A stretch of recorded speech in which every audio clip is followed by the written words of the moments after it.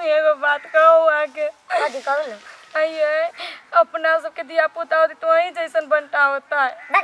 बोले बात बजी छिए रे उ तो भगवान के हाथ में जकरा जे होती जे होते केकरो बड़का बना दी केकरो बंटे बना दी केकरो हमरे जी का बना दी केकरो मीडियम में बना दी तो सब भगवान के हाथ में। आप टेंशन लो आके हम घर से नहीं निकले थे बुझली कि नहीं आके सब सुख घरे में मिलता आके बुझली। आ झूठे के जे कहनी छी दूसरे के एगो ओकरे भैंस चरवा के देखी छी मोटकाई खाली घर में बैठ बैठ के खाई आ लोग के जिसका उ दीदी नहीं रहती तो उ दीदी वही तो दीदी टाइम पे चले तो भागा दिल के दुनू के नहीं हैं बुझलिए।